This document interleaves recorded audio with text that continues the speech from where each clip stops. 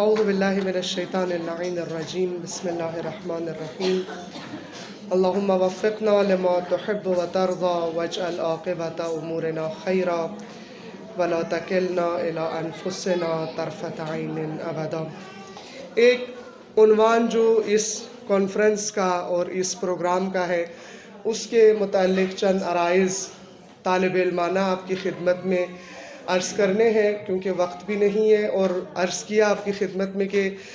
جو عرض کرنے کے قابل تھا الحمدللہ وہ سب بیان ہو چکا، اور میرے پاس علمی طور پر بھی اور گفتگو کے حوالے سے، بیان کے حوالے سے بھی اتنی وضاحت نہیں ہے جس طرح عزیزان محترم نے بہترین انداز میں خطاب کیا اور حق کو ادا کر دیا۔ سب سے پہلے خواتین اور صنف نسواں کی عزت اور تکریم عصر حاضر میں اگر اس کا ایک جائزہ لینا ہے، اس کے ضمن میں جو بات ضروری ہے سمجھنا وہ یہ ہے کہ سب سے پہلے عورت بذات خود ایک انسان ہے، اور انسان اور انسانیت اللہ تعالیٰ نے قرآن میں اس مرتبے کو تکریم اور تعظیم کے لائق بنایا ہے۔ اس کے اندر یوں نہیں ہے کہ صرف جو مرد ہیں وہ قابل تکریم ہے، وہ قابل تعظیم ہے، اور خواتین قابل تعظیم نہیں ہے، بلکہ انسانیت خود قابل تکریم اور قابل تعظیم ذات ہے۔ اس عظیم امر کو سمجھنے کے لیے کسی سہارے یا کسی نسبت کی ضرورت نہیں ہے، اور نہ ہی عورت کے لیے یہ بات کہنا درست ہے کہ عورت ایک سامان لذت ہے، جو آج عصر حاضر میں خواتین کے ساتھ ایک عنوان منسوب کر دیا گیا ہے کہ عورت صرف عملی طور پہ آج سامان لذت بن کر نامحرموں کے لیے رہ گئی ہے، جو مردوں کی تسکین طبع یا سرمایہ دار کے منافع کو دن دگنی رات چگنی ترقی اور اضافے کے لیے ایک ذریعہ بن گئی ہے۔ عزیزان، اپاہج معاشرے سے بچنے کے لیے اگر چاہتے ہیں کہ ایک بہترین مستحکم معاشرہ جس طرح نبی پاک صلی اللہ علیہ وآلہ وسلم نے جس کی بنیاد رکھی اور جسے قائم کیا، اگر اس معاشرے کی تکمیل اور تنظیم چاہتے ہیں تو سب سے پہلے جس امر کی طرف توجہ کرنا ضروری ہے وہ یہ ہے کہ خواتین کو، عورت کو تعظیم اور تکریم کے نظر سے دیکھا جائے، اور اس کے مقام کو انسان ہونے کی حیثیت سے نظر میں لایا جائے اور اس کو اہمیت دی جائے۔ اللہ تعالیٰ نے مردوں اور عورتوں کو الگ الگ خصوصیات کے ساتھ، الگ الگ رجحانات کے ساتھ، الگ الگ امتیازات کے ساتھ خلق کیا ہے، اور یہ حکیم ازل کی حکمت ہے، ورنہ چاہتا تو وہ انسان کو صرف ایک ہی شکل میں پیدا کر سکتا تھا، یہ علیحدہ علیحدہ مرد اور عورت کی شکل میں پیدا نہ کرتا اور ایک ہی صرف تخلیق کرتا، لیکن اس نے دو خلقتیں کی، ایک مرد کی اور ایک عورت کی۔ انسان کو جوڑوں میں پیدا کیا، اور مرد اور عورت منفرد ہونے کے باعث ایک دوسرے کو تکمیل کرنے کا ذریعہ ہیں، اس لیے علیحدہ علیحدہ خلق کیا تاکہ یہ ایک دوسرے کے دین کو مکمل کریں، تاکہ یہ ایک دوسرے کے ایمان کو مکمل کریں، اور ایک دوسرے کے ساتھ مل کر ایک بہترین نظام قائم کر سکے۔ خواتین، جہاں اسلام خواتین کو عملی زندگی میں حصہ لینے کی تلقین کرتا ہے اور کہتا ہے کہ عملی زندگی کے اندر بھی خواتین کا اتنا ہی حصہ ہے جتنا مردوں کا حصہ ہے، یوں نہیں ہے کہ عملی زندگی میں پریکٹیکل لائف میں صرف مردوں کا حق ہے اور خواتین کوئی حقوق نہیں رکھتی۔ اسلام کے اندر یہ حقوق خواتین کے لیے بھی اتنے ہی محکم اور مضبوط ہیں جتنے مردوں کے لیے مضبوط ہیں۔ حصول علم پر اسلام بہت زور دیتا ہے، جہالت کی مذمت کرتا ہے اور معاشی میدان میں حصہ لینے کا کہتا ہے، وہیں پر خواتین کی فطری رجحان اور طبیعت کے باعث ان کی فعالیت کے لیے بنیادی میدان کو خاندان اور اس کا گھرانہ قرار دیتا ہے۔ بہترین میدان خواتین کی فعالیت کے لیے، یہ تمام امور کو انجام دینے کے ساتھ ساتھ بہترین فعالیت کا میدان خواتین کے لیے اسلام کے نقطۂ نظر سے اس کا خاندان، اس کی فیملی اور اس کا گھرانہ ہے۔ ایسا نہیں ہے کہ اسلام نے خاتون کو صرف کچن کے حد تک محدود کر دیا ہے، صرف باورچی خانے میں برتن مانجنے کے لیے، گھر کے اندر جھاڑو دینے کے لیے خواتین کو، کیونکہ عموماً اسلامی مذہبی گھرانوں کے اندر ایک یہ تصور پایا جاتا ہے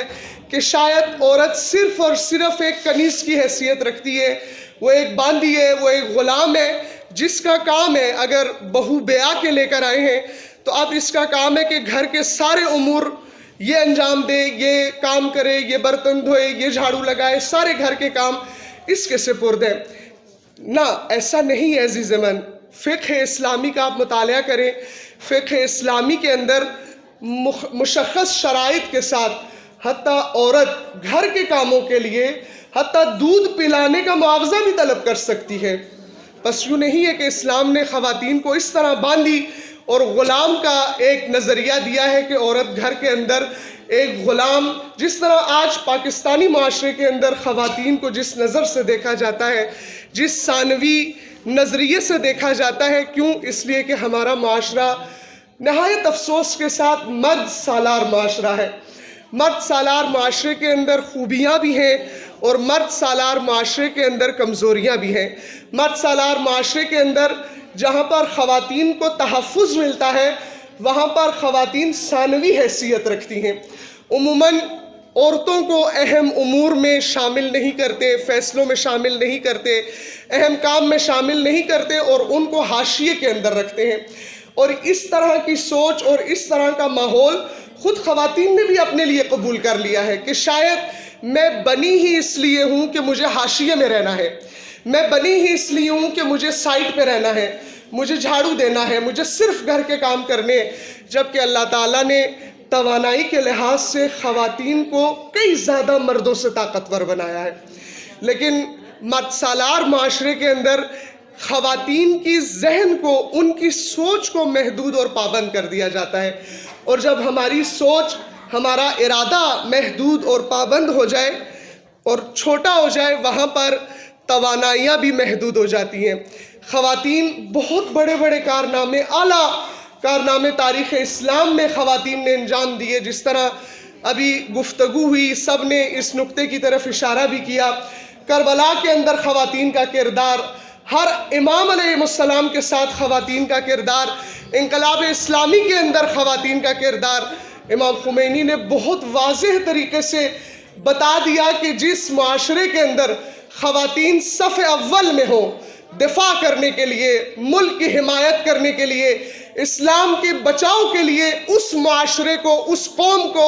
کبھی بھی کوئی نقصان نہیں پہنچا سکتا۔ اور ایران کے اندر انقلاب اسلامی کے دوران جو خواتین نے کردار ادا کیا، اس نے ثابت کر دیا کہ خواتین یہ کام انجام دے سکتی ہیں۔ یہ گزشتہ زمانوں کی بات نہیں ہے، یہ اسی صدی کی بات ہے۔ اور امام خمینی نے خواتین کی کارکردگی کے بارے میں، ان کی اہمیت کے بارے میں بہت ہی خوبصورت بیانات دیے ہیں۔ جو تعظیم اور تکریم آج مغرب ہمارے سامنے پیش کر رہا ہے سجا کے، عزیز من، وہ تعظیم نہیں ہے، وہ آزادی نہیں ہے، بلکہ وہ عورت تک پہنچنے کی آزادی ہے۔ کس کے لیے؟ صرف لذت کے لیے، شہوت کے لیے، اپنے منافع کے لیے، اپنے سرمایہ کو بڑھانے کے لیے۔ لہٰذا ضروری ہے کہ ہم ان اقدار کی طرف واپس جائیں جو اقدار دین اسلام کے اندر موجود ہیں اور خواتین کی تعظیم اور تکریم کے لیے ہیں۔ جناب سیدہ کا کردار بہترین قدر ہے عورت کی تعظیم اور تکریم کو واپس لانے کے لیے۔ علامہ اقبال نے بہت خوبصورت شعر کے اندر بیان بھی ہوا، میں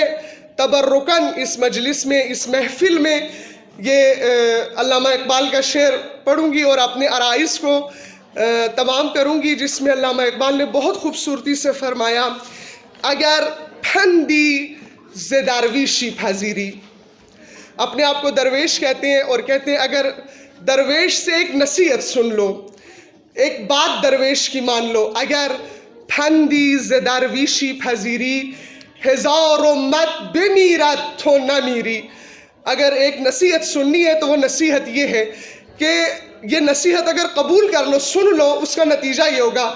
ہزار امت مر جائے گی لیکن تمہیں کبھی بھی زوال نہیں آئے گا۔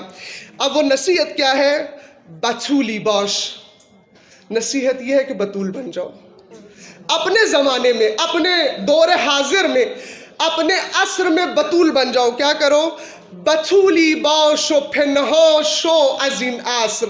کہ در آغوش شبیری بگیری۔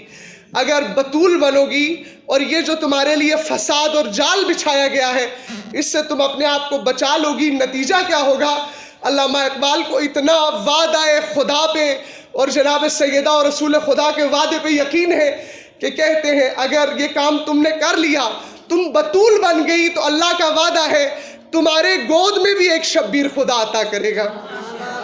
پھر تم بھی وہ درجہ حاصل کر سکتی ہو، پھر شبیر پروان چڑھانے والی ماؤں میں تمہارا بھی کردار ہوگا۔ وَمَا عَلَيْنَا إِلَّا الْبَلَاغُ۔